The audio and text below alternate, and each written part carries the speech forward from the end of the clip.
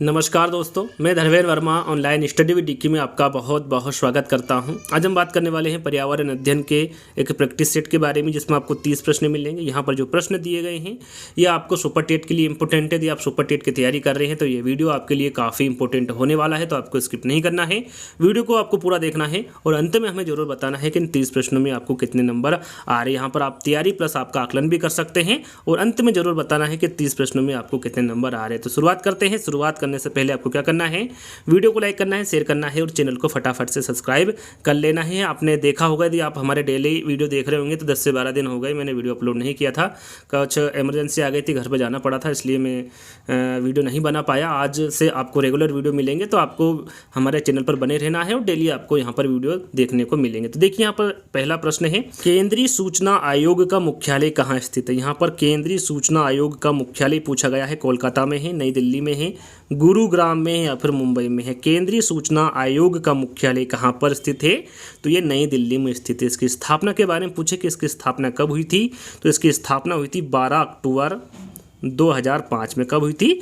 12 अक्टूबर 2005 में इसकी स्थापना हुई थी। इसके अध्यक्ष के बारे में पूछे कि केंद्रीय सूचना आयोग के वर्तमान में अध्यक्ष कौन है, तो आपका आंसर क्या होगा?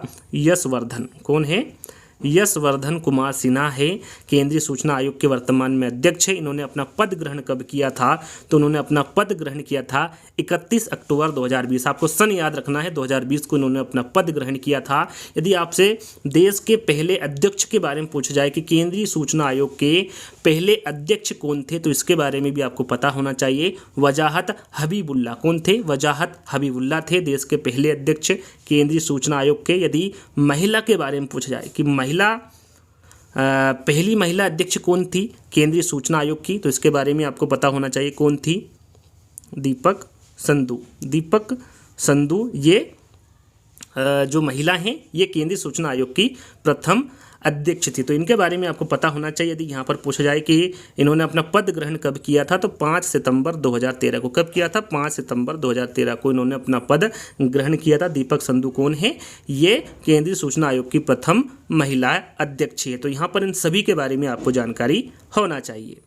Brown paper. ब्राउन पेपर किसे कहा जाता है? जूट को कहा जाता है, कपास को, चाय को या फिर रबड़ को। ब्राउन पेपर के बारे में पूछा गया है, तो सभी को पता होगा जो ब्राउन पेपर है ये जूट को कहा जाता है। यदि आपसे पूछा जाए कि सफ़ेद सोना किसे कहा जाता है, तो सफ़ेद सोना किसे कहा जाता है? कपास को कहा जाता है। आपसे पूछा जाए हरा सोना किसे कहा जाता है, तो हरा सोना किसे कहा जाता है?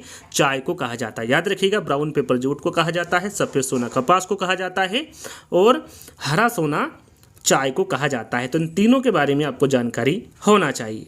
चलिए, उत्तर प्रदेश में सबसे अधिक मेले का आयोजन किस स्थान पर किया जाता है? यहाँ पर देखिए, उत्तर प्रदेश में सबसे अधिक मेले का जो आयोजन है ये किस स्थान पर किया जाता है? वैसे तो आप सभी को पता होगा, मथुरा में, अयोध्या में, सहारनपुर में या फिर आगरा में। तो ये किया जाता है मथुरा में। यहाँ पर देखिए, आपको क्रम वाइज भी पता होना चाहिए कि मथुरा के बाद कौन सा जिला आता है, उसके बाद कौन सा जिला आता है, उसके बाद कौन सा जिला आता है, क्योंकि यहाँ पर क्रम वाइज भी आपसे एग्जाम में प्रश्न पूछा जा सकता है। तो देखिए, मथुरा में कितने मेले का आयोजन होता है, तो याद रखिएगा मथुरा में 86 मेले का आयोजन होता है मथुरा में। उसके बाद आता है कानपुर का नंबर, कानपुर में 80 मेले का आयोजन होता है। उसके बाद आता है हमीरपुर का, हमीरपुर में 79 यानी कि 79 मेले का आयोजन होता है। उसके बाद आता है झांसी, झांसी में 78 मेले, 78 मेले का आयोजन होता है। उसके बाद होता है आगरा, आगरा में 72 मेले का आयोजन होता है। उसके बाद होता है फतेहपुर, फतेहपुर में 70 मेलों का आयोजन होता है। तो इनके बारे में आपको क्रम वाइज ध्यान में रखना है। पहले आता है मथुरा, उसके बाद आता है कानपुर, उसके बाद हमीरपुर, उसके बाद झांसी, उसके बाद आगरा, उसके बाद फतेहपुर। तो ये 70 मेले तक मैंने रखा है, 4-5 जिले रखे जिनके बारे में आपको जानकारी होना चाहिए। चौथा प्रश्न,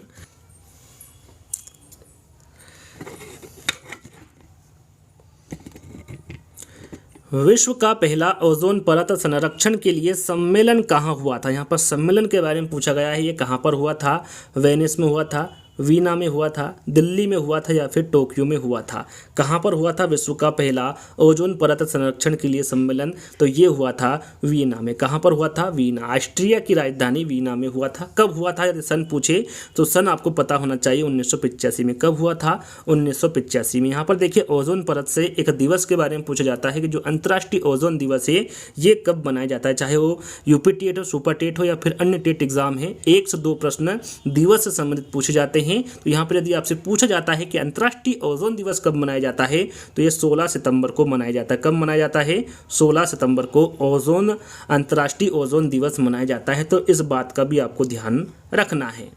चलिए, दूध का धवल रोग किसके कारण होता है? दूध का धवल रोग या फिर दूध का धवल जो रंग होता है ये किसके कारण होता है, ये पूछा गया है। कैरोटीन के, केसिन के, लैक्टोज के या फिर लैक्टिक अम्ल के? तो ये होता है केसिन के। याद रखिएगा, दूध में धवल रंग केसिन नामक प्रोटीन की उपस्थिति के कारण होता है। तो यहाँ पर बी वाला विकल्प आपका सही होगा। सबसे बड़े बीज किसके होते हैं? यहाँ पर देखिए, सबसे बड़े बीज किसके होते हैं आपको इन चारों विकल्पों में से बताना है। उल्फिया के होते हैं, लोडोसिया के होते हैं, ड्रोसरा के होते हैं या फिर जेट्रोफा के होते हैं? सबसे बड़े बीज किसके होते हैं ये पूछा गया है। तो याद रखिएगा, ये लोडोसिया के होते हैं। किसके होते हैं? लोडोसिया के होते हैं सबसे बड़े बीज। यहाँ पर आपसे पूछा जाता है कि सबसे छोटा पुष्प कौन सा होता है? तो याद रखिएगा, सबसे छोटा पुष्प कौन सा होता है? तो वो वेल्फिया होता है। तो यहाँ पर सबसे छोटा पुष्प वेल्फिया आपको नाम याद रखना है। रुधिर दाब मापने के लिए किसका प्रयोग किया जाता है? यहाँ पर रुधिर दाब मापने के लिए किसका प्रयोग किया जाता है पूछा गया है। बेरोमीटर का, स्टेथोस्कोप का, सिस्मोग्राफ का या फिर स्पेगोमेनोमीटर का? तो रुधिर दाब मापने के लिए किसका प्रयोग किया जाता है पूछा गया है। तो ये स्फिग्मोमीटर का प्रयोग किया जाता है रुधिर दाब मापने के लिए। तो यहाँ पर डी वाला विकल्प आपका सही होगा। बेरोमीटर की हम बात करें तो इसका जो प्रयोग है ये किसके मापने में किया जाता है? तो ये वायुदाब को मापने में बेरोमीटर का उपयोग किया जाता है। स्टेथोस्कोप की हम बात करें तो इसका प्रयोग हृदय व फेफड़े की गति का अध्ययन हेतु किया जाता है। सिस्मोग्राफ के बारे में तो आप सभी को पता होगा, भूकंपीय ग्राफ की तीव्रता मापी जाती है सिस्मोग्राफ से। तो इन चारों के बारे में आपको जानकारी होना चाहिए। तो यहाँ पर राइट आंसर आपका क्या होगा? 4th वाला होगा। पठारी महाद्वीप किसे कहा जाता है? पठारी महाद्वीप किसे कहा जाता है ये आपको बताना है। एशिया को, अफ्रीका को, यूरोप को या फिर ऑस्ट्रेलिया को? यदि आपसे पूछा जाता है पठारी महाद्वीप किसे कहा जाता है, अंत महाद्वीप किसे कहा जाता है, भविष्य का महाद्वीप किसे कहा जाता है, तो 3 प्रश्न मैंने आपको बताया। यदि आपसे पूछा जाता है तो आपका राइट आंसर क्या होगा? अफ्रीका। याद रखिएगा, पठारी महाद्वीप कह लीजिए, अंत महाद्वीप कह लीजिए या फिर भविष्य का महाद्वीप कह लीजिए, तीनों किसे कहा जाता है? अफ्रीका को कहा जाता है। पृथ्वी की आंतरिक संरचना का रासायनिक वर्गीकरण किसके द्वारा किया गया था? देखिए, इससे संबंधित एक वीडियो अलग से प्रॉपरली बना दिया गया है। पृथ्वी की आंतरिक संरचना से जो इंपोर्टेंट प्रश्न हैं वो सभी आपको बता दिए गए हैं। यदि आपने वीडियो नहीं देखा है तो उसको देख लीजिएगा। स्वेस, एमंडसन, केपलर या फिर रॉबर्ट पियरी? पृथ्वी की आंतरिक संरचना का रासायनिक वर्गीकरण के बारे में पूछा गया है तो ये स्वेस के द्वारा किया गया है। पहला वाला विकल्प आपका सही होगा। किस राष्ट्रीय उद्यान को पक्षियों का स्वर्ग कहा जाता है? वो कौन सा राष्ट्रीय उद्यान है जिसे पक्षियों का स्वर्ग कहा जाता है? इंपॉर्टेंट प्रश्न है। जिम कॉर्बेट राष्ट्रीय उद्यान, केवलादेव घाना राष्ट्रीय उद्यान, नंदा देवी राष्ट्रीय उद्यान या फिर इनमें से कोई नहीं? आपका राइट आंसर होगा केवलादेव घाना राष्ट्रीय उद्यान। याद रखिएगा, केवलादेव घाना राष्ट्रीय उद्यान, इसे पक्षियों का स्वर्ग कहा जाता है। ये कहाँ पर स्थित है? तो ये राजस्थान में स्थित है। याद रखिएगा, यदि पूछा जाता है कि केवलादेव घाना राष्ट्रीय उद्यान कहाँ पर स्थित है तो ये राजस्थान में स्थित है। इसे पहले किस नाम से जाना जाता था ये भी पूछा जाता है। तो इसे पहले भरतपुर पक्षी विहार के नाम से जाना जाता था, केवलादेव घाना राष्ट्रीय उद्यान को। साथ में हम बात करते हैं जिम कॉर्बेट राष्ट्रीय उद्यान की। जिम कॉर्बेट राष्ट्रीय उद्यान काफ़ी इंपॉर्टेंट हैं, वेरी वेरी वेरी इंपॉर्टेंट। यदि आपने सीटेट की एग्जाम दी होगी तो वहाँ पर इसके बारे में आपको पता होगा, काफ़ी बार इस प्रश्न के बारे में जिक्र हुआ था। जिम कॉर्बेट राष्ट्रीय उद्यान, भारत का पहला राष्ट्रीय उद्यान कौन सा है? तो वो है जिम कॉर्बेट राष्ट्रीय उद्यान। कौन सा है? जिम कॉर्बेट राष्ट्रीय उद्यान। एक और प्रश्न पूछा जाता है कि इसका पुराना नाम क्या है? जिम कार्बेट राष्ट्रीय उद्यान का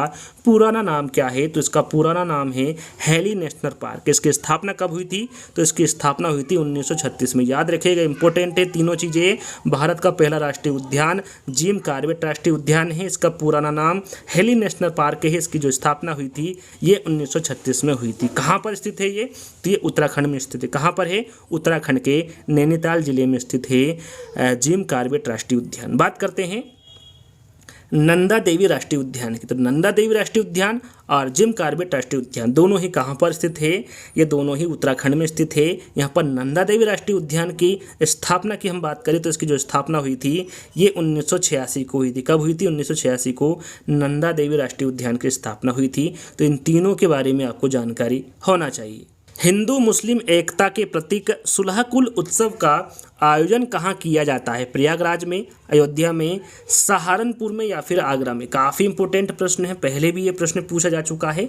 तो इसका आयोजन कहाँ किया जाता है? तो इसका जो आयोजन है ये आगरा में किया जाता है। हिंदू मुस्लिम एकता के प्रतीक सुलहकुल उत्सव का जो आयोजन है ये आगरा में किया जाता है। बात करें प्रयागराज में, तो जो प्रयागराज में जो आयोजन किया जाता है, अपने कुंभ मेले के बारे में सुना होगा। इसका जो आयोजन है कहाँ पर होता है? प्रयागराज में होता है। अयोध्या की हम बात करें तो रामनवमी मेला जो है ये अयोध्या में आयोजन होता है। और सहारनपुर की हम बात करें तो सांग भरी देवी का मेला, देखिए इंपॉर्टेंट है, ये भी पूछा गया था कि सांग भरी देवी का जो मेला है ये कहाँ पर इसका आयोजन होता है? तो इसका जो आयोजन होता है ये सहारनपुर में होता है। कहाँ पर होता है? सहारनपुर में होता है। काफ़ी इंपॉर्टेंट प्रश्न है, एग्जाम में पूछा पहले भी गया है, तो इसके बारे में आपको जानकारी होना चाहिए। नौचंदी मेला उत्तर प्रदेश में कहाँ पर लगता है? वाराणसी, गोरखपुर, मेरठ या फिर आगरा? नौचंदी मेले के बारे में पूछा गया है, उत्तर प्रदेश में कहाँ पर लगता है? तो ये मेरठ में लगता है। राष्ट्रीय जैव विविधता प्राधिकरण कहाँ पर है? यहाँ पर देखिए राष्ट्रीय जैव विविधता प्राधिकरण के बारे में पूछा गया है। ये कहाँ पर है? हैदराबाद में है, चेन्नई में है, मुंबई में है या फिर कोलकाता में है? राइट आंसर आपका होगा चेन्नई में। राष्ट्रीय जैव विविधता प्राधिकरण कहाँ पर स्थित है? चेन्नई में। इसकी स्थापना कब हुई थी? तो इसकी स्थापना हुई थी 1 अक्टूबर 2003। कब हुई थी इसकी स्थापना?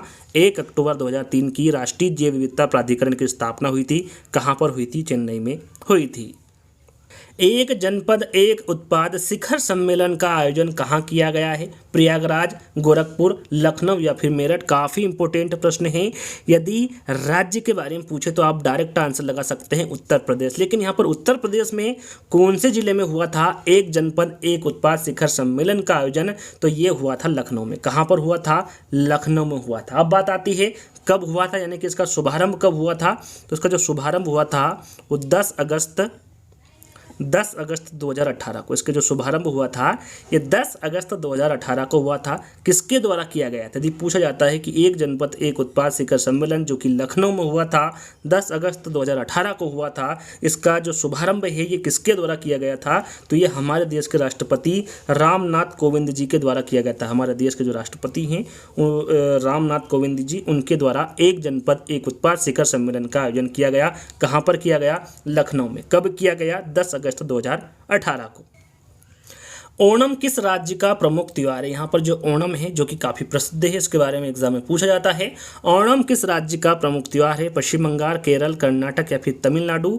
आपका सही आंसर होगा केरल। याद रखिएगा जो ओणम है ये केरल राज्य का प्रमुख त्योहार है। आपसे पूछा जाता है कि त्रिशूल पूरम या फिर आराटट्टू? याद रखिएगा त्रिशूल पूरम और आराटट्टू ये भी केरल राज्य के प्रमुख त्योहार है। हम यहाँ पर कर्नाटक की बात करें तो कर्नाटक के जो प्रमुख त्योहार है उसमें मकर संक्रांति के बारे में पूछे कि मकर संक्रांति या फिर हप्पी त्योहार ये किस राज्य के प्रमुख त्योहार है? तो ये कर्नाटक के प्रमुख त्योहार है। बात करते हैं तमिलनाडु की, तो तमिलनाडु में जो प्रमुख त्योहार होंगे, आपने पोंगल के बारे में सुना होगा। जो पोंगल है ये तमिलनाडु का प्रमुख त्योहार है। साथ में थिरुवयारू महोत्सव, थिरुसुमन और महामहम ये सभी किस राज्य के प्रमुख त्योहार हैं? तो ये तमिलनाडु के हैं। पश्चिम बंगाल की हम यहाँ पर बात करते हैं तो पश्चिम बंगाल में दुर्गा पूजा, काली पूजा, बसंत पंचमी, दशहरा और दीपावली ये पश्चिम बंगाल के प्रमुख त्योहार हैं। तो इन सभी के बारे में आपको जानकारी होना चाहिए। बालों में कौन सा प्रोटीन पाया जाता है? जो बाल होते हैं इसमें कौन सा प्रोटीन पाया जाता है? मायोसिन, ओसिन, कीरेटिन या फिर केरोटिन? तो यहाँ पर आपका सही आंसर होगा कीरेटिन। याद रखिएगा, जो बालों में प्रोटीन पाया जाता है ये कीरेटिन नामक प्रोटीन पाया जाता है। तो यहाँ पर तीसरा वाला विकल्प आपका सही होगा। उत्तर प्रदेश में तेल शोधक कारखाना किस स्थान पर है? मथुरा, कानपुर, गाजियाबाद या फिर आगरा? इंपॉर्टेंट प्रश्न है। उत्तर प्रदेश में तेल शोधक कारखाना किस स्थान पर है? तो याद रखिएगा ये मथुरा जिले में, उत्तर प्रदेश के मथुरा जिले में तेल शोधक कारखाना स्थित है। तो यहाँ पर पहला वाला विकल्प आपका सही होगा। विश्व कपास दिवस, विश्व कपास दिवस कब मनाया जाता है? 1 अक्टूबर, 7 अक्टूबर, 5 अक्टूबर या फिर 24 अक्टूबर? तो विश्व कपास दिवस के बारे में पूछा गया है, तो ये कब मनाया जाता है? 7 अक्टूबर। याद रखिएगा विश्व कपास दिवस 7 अक्टूबर को मनाया जाता है। 1 अक्टूबर को क्या मनाया जाता है? तो 1 अक्टूबर को विश्व वृद्ध दिवस मनाया जाता है। 1 अक्टूबर को विश्व वृद्ध दिवस मनाया जाता है। 5 अक्टूबर की हम बात करें तो 5 अक्टूबर को विश्व शिक्षक दिवस मनाया जाता है। 25 अक्टूबर की हम बात करें तो 25 अक्टूबर को विश्व पोलियो दिवस मनाया जाता है। तो आपको 1 अक्टूबर, 7 अक्टूबर, 5 अक्टूबर और 24 अक्टूबर के बारे में पता होना चाहिए कि इस दिन क्या मनाया जाता है। तो यहाँ पर चारों के बारे में आपको बता चुका हूँ। प्रयोगशाला की खरपतवार किसे कहा जाता है? दूब को, राइजोपस को, बांस को या फिर एस्परजिलस को? प्रयोगशाला की जो खरपतवार है ये किसे कहा जाता है?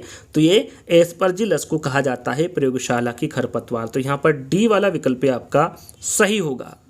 कुंभ मेले के बाद उत्तर प्रदेश का सबसे बड़ा मेला कौन सा है? जैसा कि आपको मैंने शुरू में बताया था कि जो कुंभ मेला है कहाँ पर इसका आयोजन होता है, तो प्रयागराज में इसका आयोजन होता है। लेकिन इसके बाद का जो मेला है, जो कुंभ मेला ये सबसे बड़ा मेला है उत्तर प्रदेश का, लेकिन इसके बाद का जो मेला है वो कौन सा है? नौचंदी का मेला है, रामनवमी मेला है, देवी पाटन मेला है या फिर सांक भरी देवी का मेला है? कौन सा मेला है कुंभ मेले के बाद उत्तर प्रदेश का सबसे बड़ा मेला? तो यहाँ पर आपका सही आंसर होगा नौचंदी का मेला। याद रखिएगा जो नौचंदी का मेला है ये कुंभ मेले के बाद उत्तर प्रदेश का सबसे बड़ा मेला है। कहाँ पर इसका आयोजन होता है? तो मेरठ में। कहाँ पर होता है? मेरठ में इसका आयोजन होता है। रामनवमी मेले की बात करें तो ये इसका आयोजन कहाँ पर होता है? तो अयोध्या में होता है। देवी पाटन की हम बात करें कि देवी पाटन मेला का जो आयोजन होता है ये कहाँ पर होता है? तो बलरामपुर में होता है। और सांक भरी देवी का मेला जो कि काफ़ी इंपॉर्टेंट है, इसका जो आयोजन है ये कहाँ पर होता है? तो सहारनपुर में होता है। तो सभी के बारे में आपको जानकारी दे दी गई है जिसके बारे में आपको पता होना चाहिए। जीरो घाटी, जीरो घाटी कहाँ स्थित है? केरल में, हिमाचल प्रदेश में, उत्तराखंड में या फिर अरुणाचल प्रदेश में? जीरो घाटी के बारे में पूछा गया है तो ये कहाँ पर स्थित है? तो ये अरुणाचल प्रदेश में स्थित है जीरो घाटी। तो डी वाला विकल्प आपका सही होगा। इनमें से कौन सी संधि या फिर प्रोटोकॉल अंटार्कटिका में खनन पर रोक लगाता है? कौन सा प्रोटोकॉल है? अंटार्कटिका एनवायरनमेंट प्रोटोकॉल है, जेनेवा प्रोटोकॉल है, टोक्यो प्रोटोकॉल है या फिर इनमें से कोई नहीं? यहाँ पर संधि या फिर प्रोटोकॉल के बारे में पूछा गया है जो कि अंटार्कटिका में खनन पर रोक लगाता है, वो अंटार्कटिका एनवायरनमेंट प्रोटोकॉल, जिसे मैड्रिड प्रोटोकॉल भी कहा जाता है। इसे मैड्रिड प्रोटोकॉल भी कहा जाता है जो कि अंटार्कटिका में खनन पर रोक लगाता है। इसको कब लागू किया गया था? तो इसे 14 जनवरी 1998 इस पे यदि पूछा जाता है कि इसको कब लागू किया गया था, तो 14 जनवरी 1998 को इसको लागू किया गया था। अगला प्रश्न है, सिगरेट से निकलने वाले धुएं में मुख्य प्रदूषक कौन सा होता है? ऑक्सीजन होता है, कार्बन मोनोऑक्साइड, नाइट्रोजन या फिर कार्बन डाइऑक्साइड? तो यहाँ पर आपका राइट आंसर होगा कार्बन मोनोऑक्साइड। याद रखिएगा सिगरेट से निकलने वाले धुएं में जो मुख्य प्रदूषक होता है वो कार्बन मोनोऑक्साइड होता है।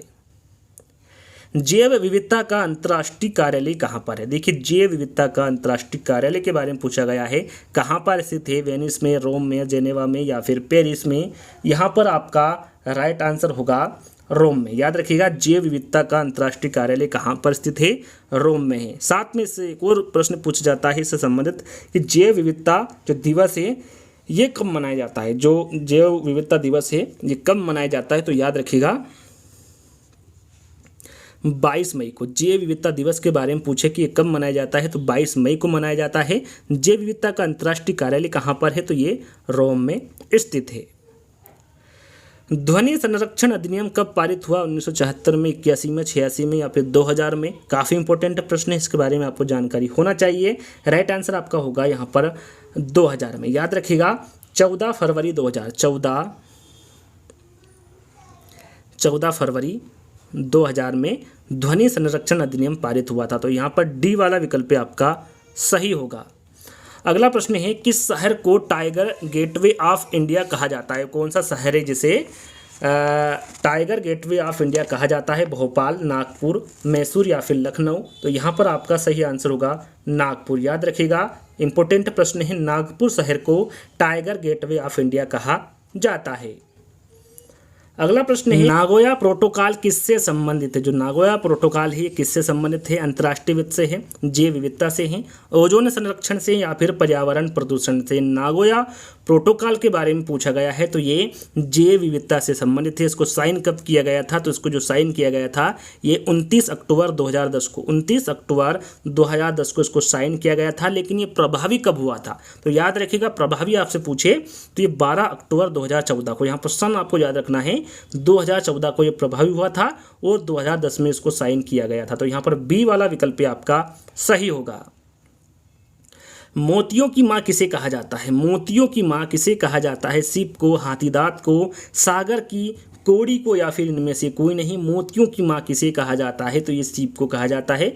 इस तो आप सभी को इसका आंसर पता होगा, मोतियों की माँ सीप को कहा जाता है। पृथ्वी सम्मेलन का दूसरा नाम क्या है? पृथ्वी सम्मेलन के बारे में आपने सभी ने सुना होगा, जो कि 1992 में हुआ था। तो कहाँ पर हुआ था और उसका नाम क्या था, इसके बारे में आपको पता होना चाहिए। जेनेवा सम्मेलन है, ब्राजीलिया सम्मेलन है, रियो सम्मेलन है, विश्व सम्मेलन है। यदि आपको पता होगा कि पृथ्वी सम्मेलन कहाँ पर हुआ था तो आप इसका आंसर इजीली बता सकते हैं कि जो पृथ्वी सम्मेलन है ये कब हुआ था? 1992 में। 1992 में रियो डी जेनेरियो में हुआ था, इस कारण इसे रियो सम्मेलन भी कहते हैं। यहाँ पर आप यदि देखेंगे तो जो नाम रियो डी जेनेरियो है इसी में से रियो निकल कर आता है, यानी कि रियो सम्मेलन भी इसे कहते हैं, पृथ्वी सम्मेलन को। तो यहाँ पर तीसरा वाला विकल्प आपका सही होगा। अंतिम प्रश्न और काफ़ी इंपॉर्टेंट है, कौन सा मिलान सही नहीं है? यहाँ पर कौन सा मिलान है या फिर कौन सा अभ्यारण्य कहाँ पर स्थित नहीं है ये आपको बताना है। दंपा अभ्यारण्य, जो दंपा अभ्यारण्य है बिल्कुल सही, मिजोरम में स्थित है। वाल्मीकि रिजर्व ये बिहार में स्थित है, बिल्कुल सही है। रोहला राष्ट्रीय उद्यान हिमाचल प्रदेश, बिल्कुल सही है। गांधी सागर अभ्यारण्य, जो गांधी सागर अभ्यारण्य है ये राजस्थान में स्थित नहीं है, ये मध्य प्रदेश में स्थित है। कहाँ पर है? मध्य प्रदेश के मंदसौर जिले में स्थित है गांधी सागर अभ्यारण्य। तो यहाँ पर कौन सा मिलान सही नहीं है? तो आपका सही आंसर क्या होगा? फोर्थ वाला होगा। आई होप आपको ये वीडियो पसंद आया होगा। यदि पसंद आया होगा तो वीडियो को आपको लाइक करना है ज़्यादा ज़्यादा, और जितने भी आपके पास ग्रुप है, चाहे वो व्हाट्सएप ग्रुप हो, टेलीग्राम ग्रुप हो, सब जगह आपको इसको शेयर करना है ताकि और भी बच्चे हमसे जुड़ सके। तो आज के लिए बस इतना ही। जल्द ही दोस्तों एक नई वीडियो के साथ मिलेंगे, जब तक के लिए धन्यवाद।